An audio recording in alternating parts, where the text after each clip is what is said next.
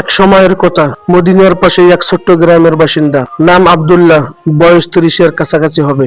জীবনে অনেক কিছুই করেছে, কিন্তু মায়ের প্রতি দায়িত্ব ঠিকভাবে পালন করতে পারেনি। কাজের ব্যস্ততা, নিজের সংসারের চিন্তা, এসবের কারণে মায়ের খোঁজখবর কম নিত।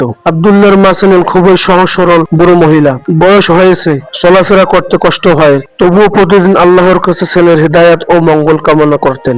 একদিন সন্ধ্যায় আব্দুল্লাহ বাড়ি ফিরছিল। রাস্তার পাশেই একজন অন্ধ মানুষকে দেখলো। বৃষ্টি পড়ে গেছে, কাপড় ভিজে, ঠান্ডায় কাঁপছে। লোকটা বলল, ভাই একটু পানি পাই কি? সারাদিন কিছু খাইনি। আব্দুল্লাহ প্রথমে ভাবলো, আমি তো অনেক তাড়ায় আছি, এখন থামলে সময় দেরি হবে। কিন্তু কিছু একটা তার হৃদয় নাড়া দিল। সে লোকটিকে নিজের চাদর দিয়ে জড়িয়ে বলল, চলুন আমি আপনাকে খাবার দেই। বাড়িতে নিয়ে গেল। বাড়িতে নিয়ে গিয়ে তাকে খাওয়ালো, শুকনো কাপড় দিল, ঘুমানোর জায়গা দিল।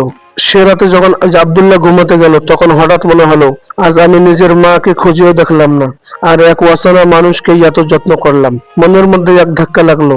সে তৎক্ষণাৎ মায়ের ঘরে গেল। দেখলো মা নামাজের চাদর মাথায় দিয়ে বসে আছেন, চোখে পানি। আব্দুল্লাহ বলল, মা তুমি কাঁদছো কেন? মা বললেন, বাবা আজ সারাদিন তোর জন্য দোয়া করেছি। আমার মন বলছিল আল্লাহ আজ তোমার জন্য কিছু ভালো লিখে রাখছেন। আব্দুল্লাহ অবাক হয়ে জিজ্ঞেস করলো, মা আপনি কিভাবে বুঝলেন?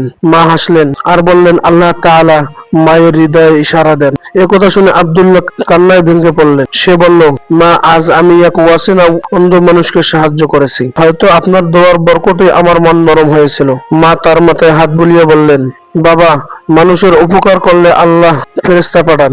তুমি যেদিন মানুষের উপকার করো, সেদিন তোমাকে আল্লাহর রহমত ঘিরে রাখে। সেদিনের পর থেকে আব্দুল্লাহর জীবন বদলে গেল। সে বুঝলো, মায়ের দোয়া মানুষকে বদলে দিতে পারে, বিপদ থেকে বাঁচাতে পারে, আর আল্লাহর রহমতের দরজা খুলে দেয়। শেষে আব্দুল্লাহ বলেছে, দুনিয়ায় যত বড় উপকার করি, তার প্রথম শুরু হওয়া উচিত বাবা মায়ের যত্ন থেকে।